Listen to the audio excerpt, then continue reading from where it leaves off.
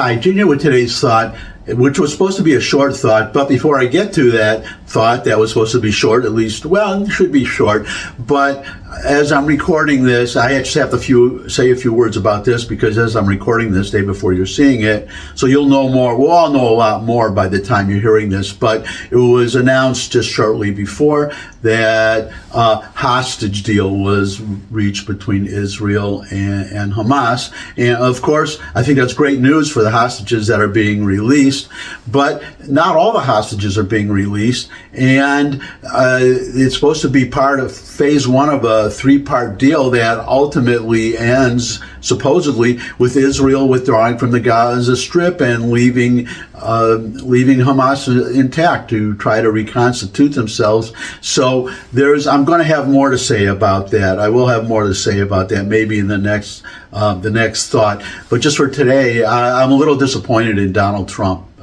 because he had been saying, all hell to pay unless the hostages are released, which to me, when you say the hostages, that means all the hostages, not some of them. He wasn't saying all hell to pay unless there's a deal to release some of the hostages. So that's disappointment number one. Disappointment number two was I would expect any pressure to be put on Hamas. But from what I read and heard, he was putting pressure on Israel too to agree to a deal shortly before, to agree just to pretty much any deal, I guess, before Trump is inaugurated, which I think is something in Trump's self-interest. Not in Israel's self-interest. And some of the demonstrators about the hostage deal, some people are demonstrating against it, and they're saying no, all the hostages, none of this partial stuff, because according to this, it's 3 phases, and the first one's like 42 days and 33 or 32 hostages to be released, not all of whom are alive, by the way, and in return for releasing a lot of Hamas terrorists who are in Israeli prisons, and a partial withdrawal by Israel from some of the parts of the Gaza Strip before the war is won. And while Hamas is still in some parts of Gaza in power, and maybe all of Gaza if they get to the third phase of the deal, which is that Israel withdraws completely from Gaza. Now, I do have a way to turn the lemons into lemonade. I'll talk about that later, but I just had to express my disappointment in my few words. Now, what I want to talk about today, Pete Hegseth. This is the day after the hearings against if you're a Democrat, against Pete Hegseth becoming Secretary of Defense, but I meant hearings about that, the HEGSETH testimony, and it went really well. I mean, you saw a lot of, as somebody very wisely said, why is it that's an important committee, the Armed Services Committee, and why do the Democrats put their dumbest senators on one of the most important committees?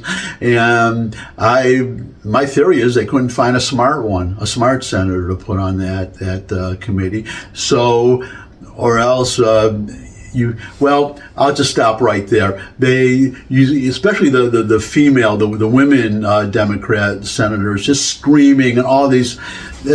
I don't know. I guess testimony these days, if you're a Democrat, involves a lot of screaming and interrupting the person who's testifying. So anyways, it looks now with Joni Ernst, who's on the committee, announcing that she will vote for Hegseth. I have to think that he's going to be confirmed. He'll be confirmed because you have her vote, and you will have J.D. Vance, the vice president, to break any ties. So there's only, as I said in the previous thought before this one, that really the only ones who could vote against would be Murkowski and Collins. I guess you call them the Rhino twins, if you're into, labels, rhinos, Republican in name only. But what I want to share today, short video of Pete Hegseth, part of his testimony. I didn't see the whole thing, but what I saw was very impressive. But just this one video, I think, will demonstrate why we need Pete Hegseth as Secretary of Defense. Everybody in this room knows, if you're a rifleman and you lose your rifle, they're throwing the book at you. But if you're a general who loses a war, you get a promotion. That's not going to happen in Donald Trump's Pentagon. There will be real standards for success. Everyone from the top, from the most senior general to the most lowly private, will ensure that they're treated fairly, men and women, inside that system. Exactly right. And I'll just throw in one other little nugget from HEGSETH's testimony, which is that World War II was won with 7 4-star generals. We now have 47 4-star generals. How is that working out? And so that's the Pentagon is top heavy, and a lot of people involved in diversity, DEI and all this garbage, and not, as he said, we were able to win World War II with just 7 4-star generals. And, well, I guess I'll just leave it there. You heard Pete Hegseth. I think he's going to be a great Secretary of Defense. Or one could say, how could we do any worse?